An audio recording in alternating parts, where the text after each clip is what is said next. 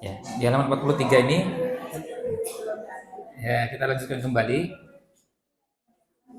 Faslun fi niyati fi halit ta'allum. Ya, pasalnya tentang niat dalam mencari ilmu. Pada waktu mempelajari ilmu harus disertai dengan niat. Karena niat merupakan pokok dari semua perbuatan berdasarkan sabda Nabi Shallallahu alaihi wasallam, innamal a'malu binniyat. Sesungguhnya segala amal itu hanyalah tergantung dengan niatnya.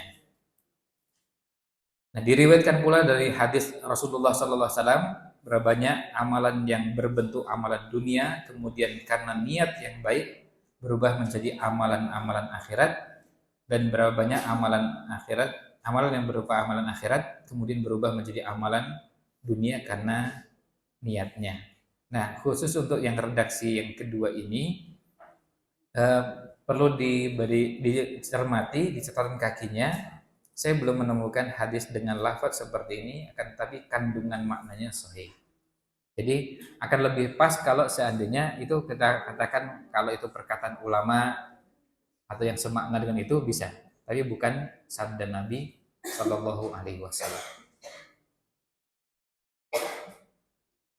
Di halaman 45, sudah selayaknya seorang penuntut ilmu dalam mencari ilmu meniatkannya untuk mencari keridhaan Allah, mencari kehidupan akhirat, menghilangkan kebodohan dari dirinya sendiri maupun orang-orang yang bodoh, menghidupkan agama dan melanggengkan Islam. Nah, ini adalah tujuan-tujuan atau niat-niat yang kita bisa pasang pada saat menuntut ilmu. Bisa diberi nomor, kita ulang lagi, yang 45. Ya, sudah selayaknya seorang penuntut ilmu dalam mencari ilmu meniatkannya untuk pertama mencari ridho Allah. Yang kedua, mencari kehidupan akhirat. Maksudnya kita ingin hidup di akhirat ini lebih baik dan mendapatkan banyak kemudahan-kemudahan dengan ilmu yang kita miliki. Kemudian yang berikutnya, nomor tiganya apa? Menghilangkan kebodohan dari dirinya. Jadi ini termasuk salah satu dari niat belajar. Satu niat belajar adalah menghilangkan kebodohan atau ketidaktahuan dari diri. Kemudian yang berikutnya, nah sebelum ke itu dari dirinya sendiri maupun dari orang-orang yang lain. Maksudnya apa? Ini yang keempatnya, menghilangkan kebodohan dari diri. Kalau mau dibagi, ini ada dua ya. Jadi menghilangkan kebodohan, ketidaktahuan dari diri sendiri. Nah, poin berikutnya menghilangkan ketidaktahuan dari orang lain. Jadi niatnya itu kalau kita belajar, kita niatkan biar saya ngerti, saya paham, tapi juga nanti setelah saya paham, saya bisa memberitahu kepada orang lain yang nggak paham. Saya bisa memberitahu pada orang yang nggak ngerti. Jadi niatnya sekaligus dua-duanya. Lalu berikutnya yang kelima, menghidupkan agama, dan yang keenam melanggengkan Islam. Menghidupkan agama itu maksudnya apa? Supaya ajaran agama ini hidup dengan cara apa? Ilmu yang telah kita ketahui kemudian akhirnya dipraktikkan. Karena apa? Karena dengan cara itu akhirnya orang jadi ngerti, jadi tahu, jadi paham. Dan kalau semakin banyak yang paham, maka agama itu hidup. Sekarang ini kan gini, sekarang kan kita sebetulnya merasakan beberapa praktik beragama kita tidak jalan karena apa? Yang mempraktikkan hampir nggak ada. Berkurang, bahkan ada yang sudah sampai habis. Sehingga ada yang mulai nggak ngerti. Nah, sekarang ada upaya untuk menghidupkan kembali. Contohnya dulu gini, mungkin bisa diingat ibu-ibu sekalian 20 tahun yang lalu. Yang namanya akikoh itu kan belum populer di kita. Tapi sekarang alhamdulillah kita lihat di pinggir jalan ada yang iklan. Nah, alhamdulillah itu bagian dari yang dihidupkan. Iktikaf 20 tahun yang lalu. Belum populer seperti sekarang. Bahkan iktikaf buka bersama di masjid dengan makan besar seperti yang kita kenal sekarang ini kan belum populer. Di beberapa tempat terasa asing. Iktikaf 20 tahun yang lalu atau lebih dari itu belum populer. Saya ingat dulu sekitar 2000 tahun 2000 atau 2001 malam-malam mau iktikaf itu di pertigaan dekat Borobudur Plaza itu. Saya dari selatan terus belok ke timur, ya, belok kanan. Terus pas sampai situ, oh, kok ada cegatan malam-malam gitu. Saya juga kaget gitu. Tapi nggak ada masalah karena saya ya SIM ada, kemudian motor juga nggak ada masalahnya, perlengkapannya ada. Terus ditanya eh, apa bawa apa ini? Saya bilang bawa snack. Karena saya bawa kardus, gitu. Isinya memang snack. Ya seperti gini lah kira-kira. Terus tanya untuk apa ini? Untuk kegiatan iktikaf. Lalu polisinya tanya, iktikaf apa? Ya. Nah terus kemudian saya mau jelaskan gimana caranya jelaskan yang singkat ya.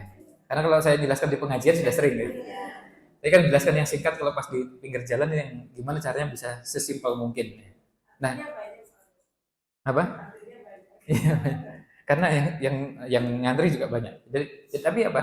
Tapi saya senang ditanya begitu karena ya itu nggak lazim kan, biasanya ditanya SIM, ditanya apa ini. Tapi ditanya itikaf itu kan luar biasa aja. Ya pas cegatan tapi yang ditanya itikaf ya. Nah, tapi saya kemudian coba jelaskan. Nah, saya senang pada saat itu masih tidak lazim itikaf apa gitu.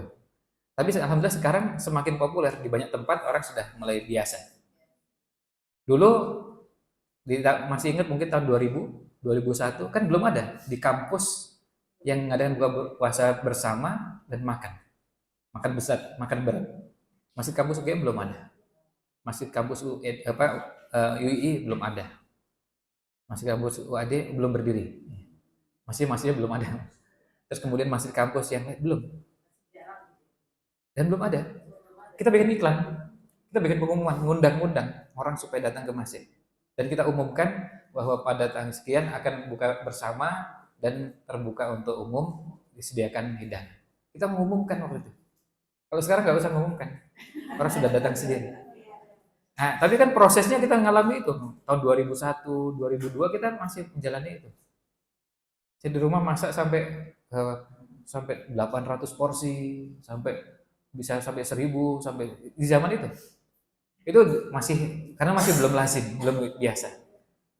Di tahun 2000, 2001, 2002 masih belum lazim. Nah, sekarang alhamdulillah setelah itu berkembang, ya saya jadi senang karena itu tersebar dan lebih enteng, nggak perlu masak di rumah.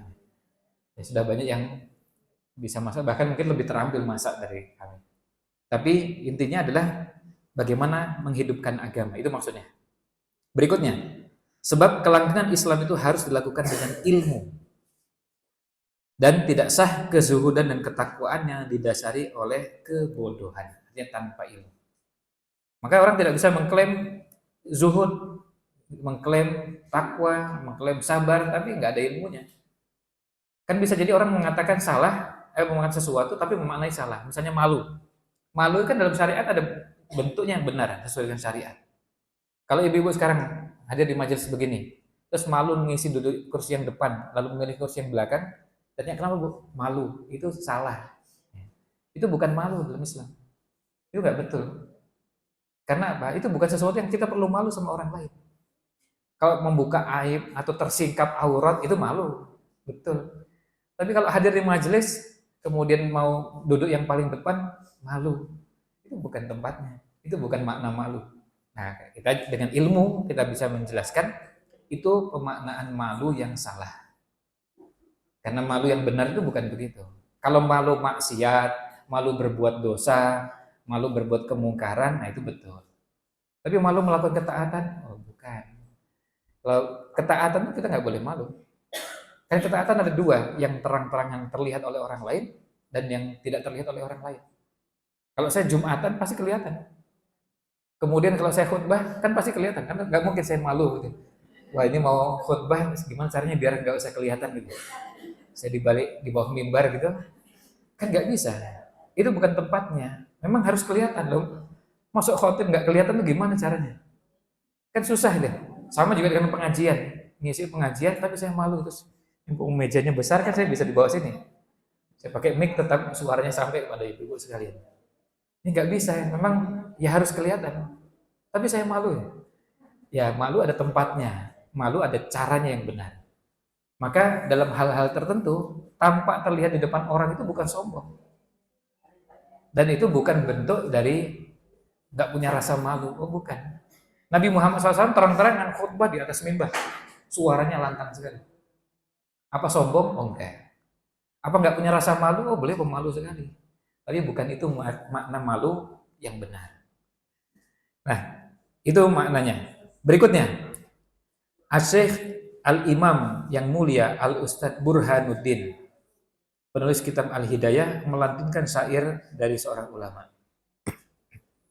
Ini terjemahnya. Termasuk kerusakan besar orang alim yang serampangan, orang alim yang sembarangan, orang alim yang tidak mengendalikan baik lisannya maupun perbuatannya. Lebih rusak lagi darinya adalah seorang bodoh, orang yang nggak ngerti, tapi ahli ibadah. Akhirnya apa? Ibadahnya tanpa ilmu. Muncul ibadah-ibadah yang tidak ada tuntunannya. Keduanya menjadi fitnah yang besar bagi alam semesta ini.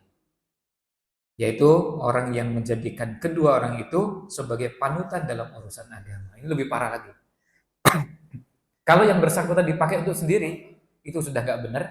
Yang lebih parah lagi, kalau orang sudah rusak seperti itu, malah dijadikan rujukan atau panutan. Nanti akan ada bab di belakang, bab tentang apa? Milih guru. Ya, milih guru itu ada caranya. Nanti kita akan masuk di babnya sendiri. Berikutnya, dalam menuntut ilmu hendaknya juga meniatkan untuk bersyukur atas kenikmatan yang Allah berikan berupa akal pikiran dan kesehatan badan. Jangan meniatkannya untuk mencari kedudukan di hadapan manusia, mencari harta duniawi atau kemuliaan di sisi penguasa dan yang lainnya.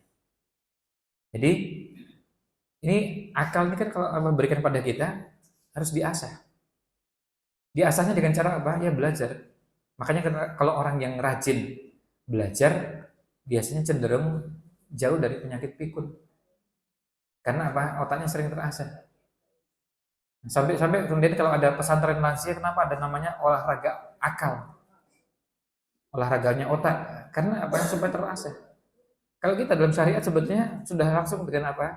Dengan baca Quran, hadis, pengajian, materi-materi itu sebetulnya bagian dari olahraganya otak. Kemudian badan.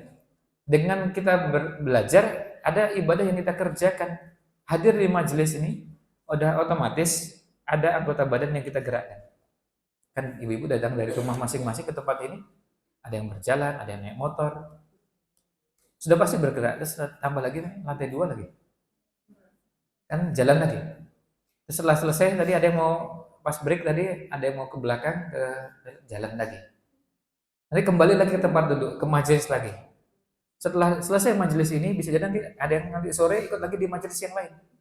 Jalan lagi. Jadi artinya itu sudah otomatis berangkat dari satu tempat ke tempat yang lain, hadir di majelis itu badan yang Allah berikan kepada kita, tubuh yang Allah berikan kepada kita manfaatkan. Nah, di halaman 48 baris ketiga ini coba lihat, jangan meniatkannya, nah ini yang nggak boleh. Jangan meniatkannya untuk nomor 1, diberi nomor misalnya, mencari kedudukan di hadapan manusia. Kedudukan itu hanya supaya terlihat, terhormat, terpandang, disanjung, ya tersanjung. Nomor 1. Nomor 2-nya apa? Mencari harta duniawi.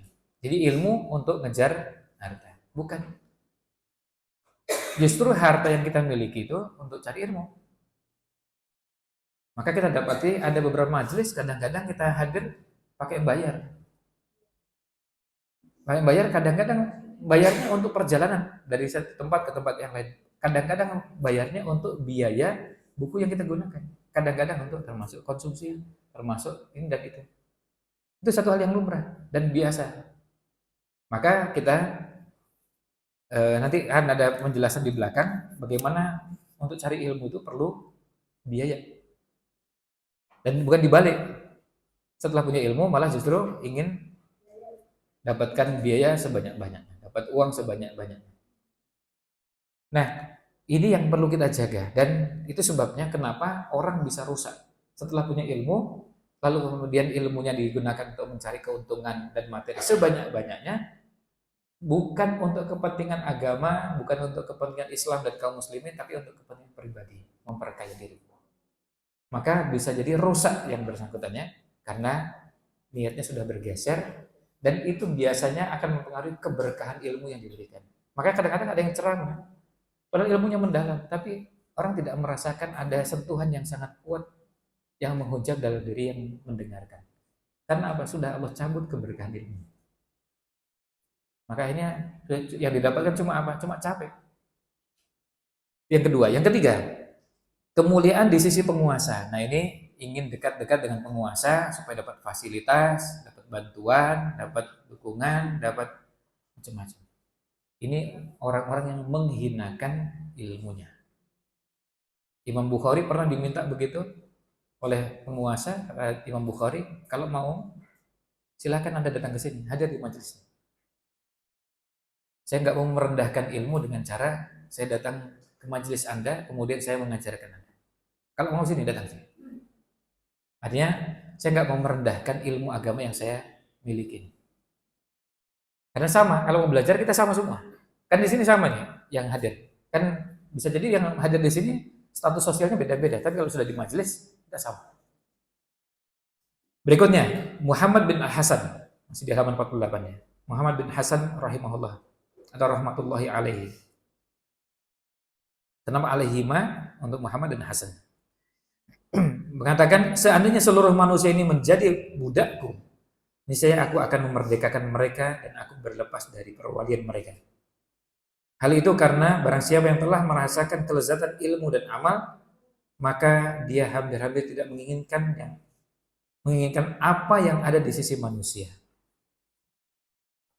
Begini Bu, jadi menuntut ilmu itu ada namanya kenikmatan, ada namanya ladzah, ada namanya kepuasan.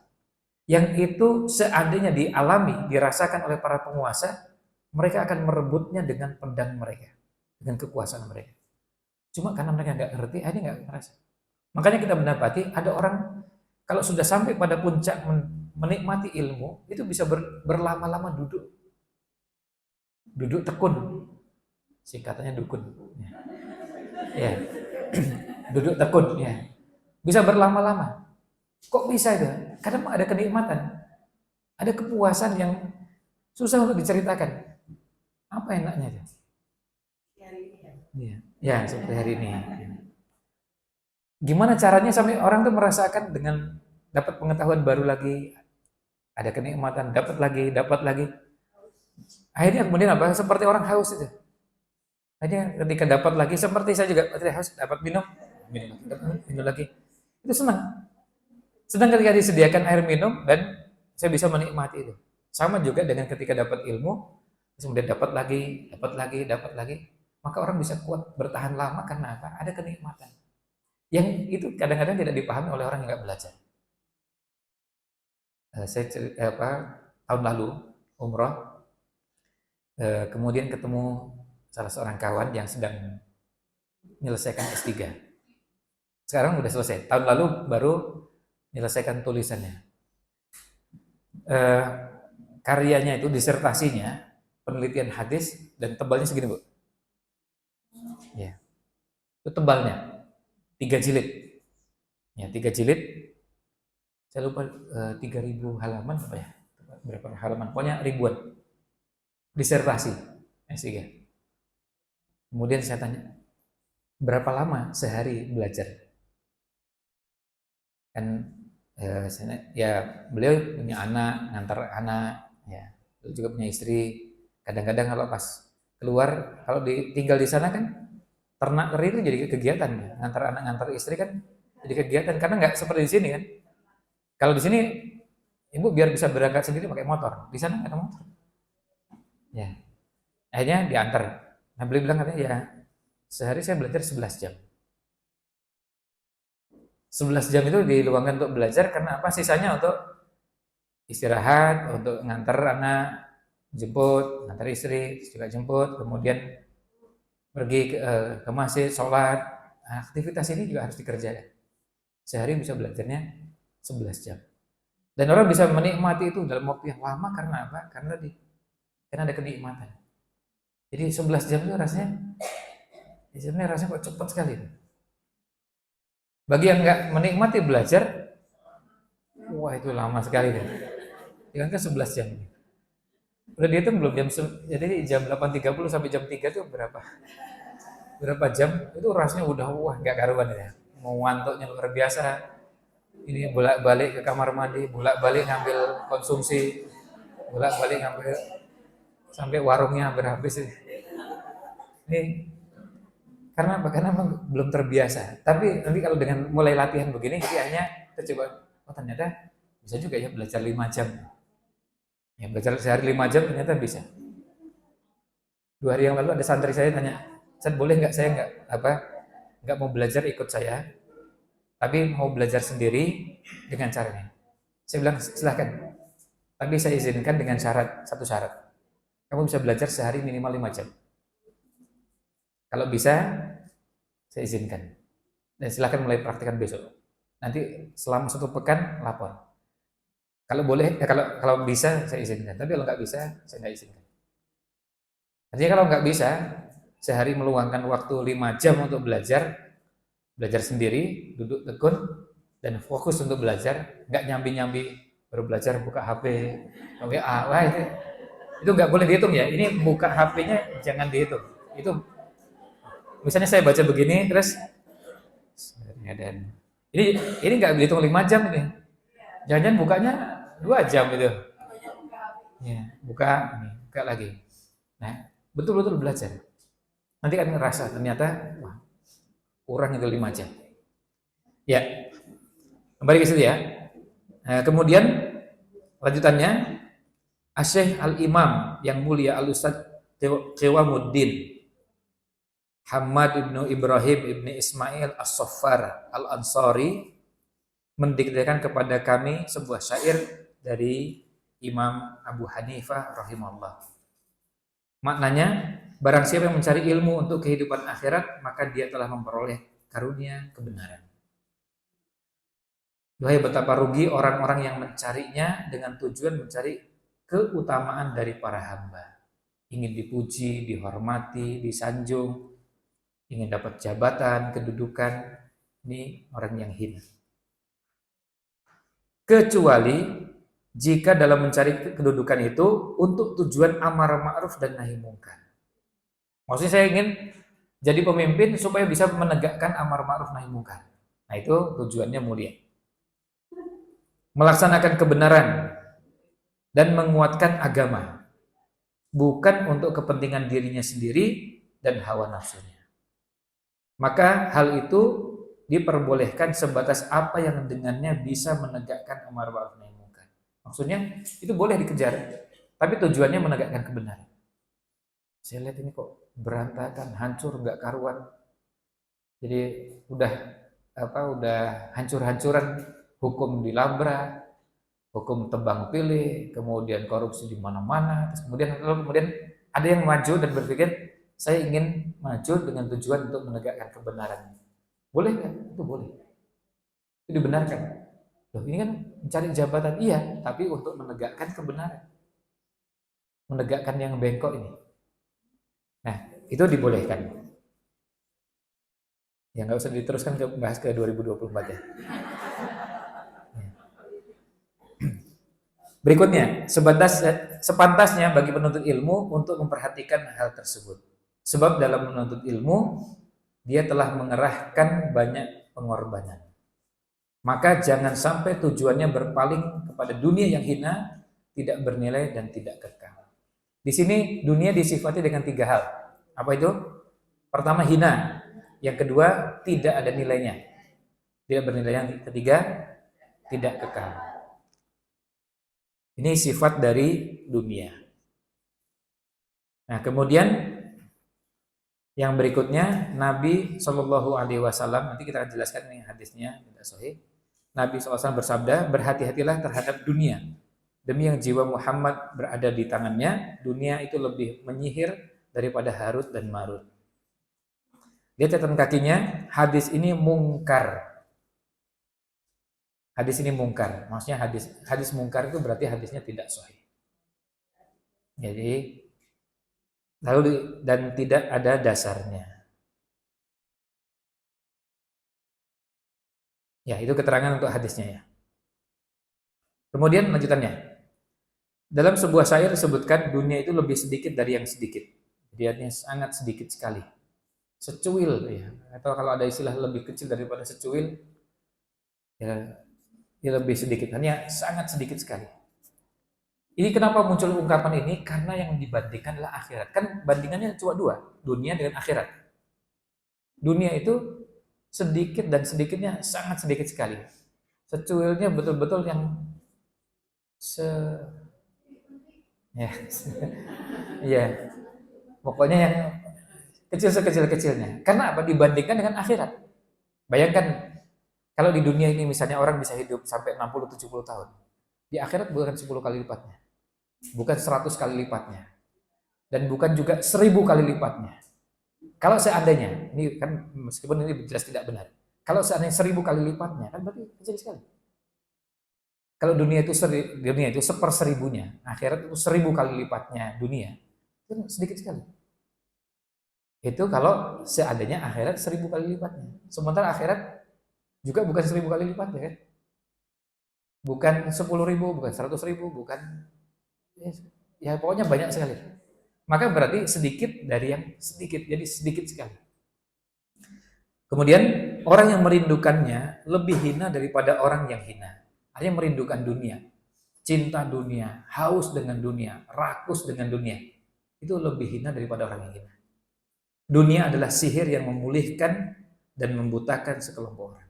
Makanya orang yang tersihir dengan dunia, silau dengan gemerlapnya dunia, bangga dengan label-label dunia, ini orang yang tersihir dan dia nggak ngerti dengan dunia. Sehingga mereka kebingungan tanpa ada yang memandu dan mengarahkan. Makanya orang yang ngejar dunia itu kadang-kadang perilakunya bisa aneh-aneh. Contohnya misalnya, kalau lihat tren itu kan ganti-ganti kan? Contohnya rambut. Tren rambut kan ganti-ganti. Tren baju ganti-ganti. Oh, pokoknya apa aja, apalagi makanan. Wah, lebih parah lagi kalau makanan udah nggak karuan. Sekarang lagi viral, Bu. Ada bakso begini, ada siomay, ada bakmi, ada es, ada apa. Terus nanti besok yang viral ganti lagi nggak? Ganti lagi. Capek itu. Ya, nanti ikuti lagi, tunggu lagi sebulan lagi, ada lagi yang viral, Bu. Nanti begitu lagi, ditunggu lagi, nggak habis-habis. Makanya bersyukurlah kita ini yang nggak disibukkan dengan itu, makan jadi nggak susah gitu. Kan sekarang ini semuanya jadi serba susah karena ngikuti itu kan. Lah mau apa? Mau cari yang senang aja, mandi saja, hujan-hujanan aja. Sekarang aja cari tempat apa? Cari tempat yang susah dan bayarnya mahal. Sementara pas dikasih hujan nggak dimanfaatkan. Akhirnya cari tempat yang kalau bisa kena air hujan tuh langsung dari atas, kemudian ada yang muter-muter, kemudian kok jadi susah begini? Ya gampang tiap hari bisa didapatkan dengan mudah kok nggak dicari. Nah orang kalau silau dengan seperti itu kasihan dan susah bisa menikmati dunia kalau nggak pakai begitu. Akhirnya nggak akan merasakan kepuasan. Halaman 53. Seorang ahli ilmu hendaknya tidak merendahkan martabatnya dengan sifat tamak yang dilarang. Tamak, ambisi. Ya. Hendaknya ia menjauhi hal-hal yang menjadikan ilmu dan pemiliknya menjadi hina. Lihat kalau sudah seperti ini, lihat bentuk berikutnya, hendaknya dia bersikap tawadhu. Sikap tawadhu itu pertengahan antara sikap sombong dan rendah diri. Demikian pula sifat iffah, menjaga kehormatan diri. Semoga ini bisa dipelajari dalam kitab-kitab tentang akhlak. Nah, ini penting dimiliki oleh orang yang menuntut ilmu. Nah, coba lihat di halaman 53 baris keempat dari atas tadi. Hendaknya, baris ketiga dulu. Hendaknya dia menjauhi hal-hal yang menjadikan ilmu dan pemiliknya menjadi hina. Karena apa? Karena perilakunya. Contohnya begini. Kalau maaf ya, kalau di rumah kan ada batas-batas pakaian yang boleh dikenakan, laki maupun perempuan. Misalnya laki-laki. Kan kalau laki-laki misalnya maaf kalau pakai kaos dalam aja, pakai sarungan kan boleh kan? Nutup aurat udah. Tapi kalau keluar rumah, nah keluar rumah nanti Lihat, kalau orang berilmu, ini harus hati-hati. Kalau orang berilmu harus hati-hati karena apa? Karena orang akan melihat perilakunya, lihat penampilannya, melihat caranya berbicara, caranya berpakaian. Kalau orang lain yang tidak berilmu, orang mengatakan enggak apa, boleh. Tapi yang berilmu pantas enggak? Nah, makanya kemudian ada ukuran pantas dan tidak pantas. Ada yang layak dan tidak layak. Untuk siapa? Orang yang berilmu. Orang yang berilmu ada yang pantas dan tidak pantas. Maka ada yang harus dikerjakan, ada yang sebaiknya dikerjakan, ada yang harus dihindari. Karena apa? Karena ini tidak pantas. Misalnya gini, maaf, tempat makan. Tempat makan tuh kalau orang yang tidak berilmu, kemana aja yang penting halal bisa. Tapi kemudian ada tempat makan yang nanti akan membuat orang bisa disuudoni ketika berada di tempat tersebut. Kok di situ sih? Kalau tempatnya kan kurang bersih. Tapi kan halal, iya. Bersih itu kadang-kadang bersihnya bukan cuma bersih, tapi lingkungannya. Orang bisa jadi suudzon karena apa? Karena kita berada di tempat yang disuudzoni oleh orang lain. Hanya perlu hati-hati. Kadang-kadang perlu mengklarifikasi kalau harus diklarifikasi. Saya pernah malam-malam keluar dari sebelah selatannya stasiun Tugu. Tenang Bu, tenang. Tenang. Kan di situ ada Masjid Al-Huda kan? Saya ngisi di situ. Terus setelah selesai kan nuntut motor, terus kemudian turun keluar, ketemu saya. Ustaz, assalamualaikum. Sembatin nih, Ustaz dari mana? Dari situ, malam-malam lagi. Iya dari situ, dari. Tapi kan karena tempatnya daerahnya situ kan, kadang-kadang akhirnya perlu mengklarifikasi dari mana, kemudian tempatnya. Nah, pada orang-orang tertentu bisa jadi ini bisa jadi persoalan karena apa? Ini berhubungan dengan ilmu yang dibawa, harga diri, kehormatan yang dibawa karena ilmu yang dimiliki. Makanya perlu hati-hati makan, minum dan yang lainnya. Tentu bukan berarti harus jadi milih tempat yang mahal, bukan. Tapi harus menjaga. Dan kalau hal-hal seperti itu tetap kita kerjakan. Jangan lalu kemudian dihentikan pengajian, enggak. Tetap terus. Karena perlu dibina. Nah, tapi kalau ada yang berpeluang untuk suudzon, diberikan klarifikasi, penjelasan supaya tidak berkembang hal-hal yang tidak diinginkan. Termasuk berteman. Pemilih teman juga perlu hati-hati. Kalau kebetulan temannya teman yang memang sudah dikenal umum di mana-mana bahwa ini temannya nggak baik. Kalau terkenal nggak baik, wah itu harus hati-hati. Dan saya beberapa kali di beberapa acara saya menghindar kalau pas dekat-dekat kamera itu, karena kalau pas salaman lalu kejepret itu, nah Ustaz kok pernah dengan sebetulnya bisa bersalaman cuma kan sekarang ini kan bahayanya kamera kan di mana-mana ya. Begitu kelihatan, nah Ustaz dengan siapa ini? Ya kebetulan tokoh yang kontroversial misalnya. Saya punya ilmunya dan bahkan ketika tokoh kontroversial itu naik jadi tokoh nasional, saya dikirim fotonya. Saya ingat gak ini waktu di Jakarta ada acara ini terus kemudian sedang dengan saya malah nggak tahu, saya nggak punya fotonya deh. Ternyata ada foto-foto yang bertebaran. Nah itu juga perlu hati-hati. Saya pernah berpapasan begitu, saya lihat di seberang jalan tuh ada kamera yang siap. Akhirnya saya milih jalan nyebrang gitu biar nggak papasan. Dan nanti saya difoto. Nah, kalau difoto yang nanti bahayanya ya viral dan kemudian kasih keterangan di bawahnya itu yang bisa isinya macam-macam gitu. Ya. Ya, berikutnya. Asy-Syaikh Al-Imam Al-Ustadz Ruknuddin. Ini halaman 55 ya. Yang dikenal dengan Al-Adib Al-Mukhtar. Membacakan kepadaku sebuah syair miliknya. Sikap tawadhu adalah perangai orang yang bertakwa. Dengannya orang yang bertakwa akan semakin tinggi martabatnya. Sungguh mengherankan kesombongan orang yang tidak tahu kondisinya, apakah akan bahagia ataukah celaka. Atau bagaimana usia dan ruhnya akan berakhir. Di hari kematiannya, apakah merugi atau beruntung. Sifat sombong itu khusus milik Rabb kita. maka jauhilah dan berhati-hatilah. Artinya Allah yang layak dan pantas untuk menunjukkan kemahakuasaannya, kehebatannya, ilmu yang dimilikinya yang sangat luas, itu memang layak. Tapi kalau kita nggak pantas. Makanya kita memuji Allah SWT. Halaman 56. Imam Abu Hanifah rahimahullah ta'ala berkata kepada para sahabatnya, besarkanlah sorban kalian dan lebarkanlah lengan baju kalian. Hal ini beliau ucapkan agar ilmu dan ahli ilmu tidak dianggap remeh. Maksudnya apa? Maksudnya kalimat itu adalah untuk menunjukkan bahwa kadang menggunakan baju, menggunakan sorban dan semacamnya yang dikenal sebagai pakaiannya para penuntut ilmu itu menjadi perilaku yang perlu dibiasakan. Dan begini ibu-ibu sekalian, pakaian itu bisa membantu kita menjadi baik. Coba kalau seandainya saya pakai baju gambarnya tengkorak deh. Terus kemudian saya kan susah mau ngisi pengajian di sini. Nah, maksudnya begini ya, mungkin tadi saya ngisinya sambil gimana caranya biar nggak kelihatan. Tapi kalau saya pakai pakaian yang lain, saya lebih leluasa karena apa? Memang itu sejalan dengan tabiatnya, perilakunya, akhlaknya penuntut ilmu. Maka pakaian-pakaian tertentu nggak layak di majelis-majelis tertentu. Ini membuat kita membatasi gerak.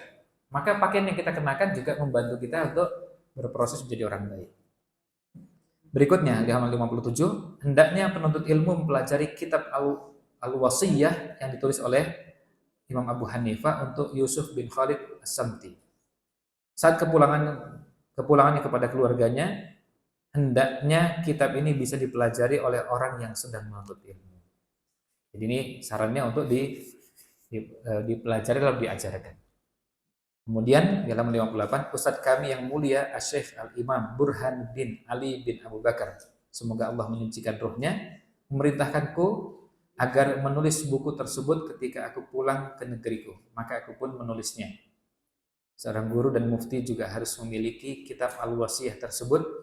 Hanya Allah yang memberikan taufik. Jadi ada buku-buku yang disarankan. Tentu saran dari beliau ini adalah contoh, tidak bermaksud membatasi bahwa buku yang dibaca hanya itu. Intinya adalah kita ini perlu punya buku referensi, termasuk juga punya guru yang membantu kita menjadi baik, bukan hanya ilmunya tapi juga akhlak dan adabnya.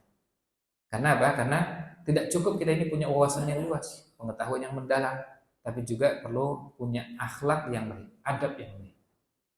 Nah itu poin yang terakhir yang disampaikan.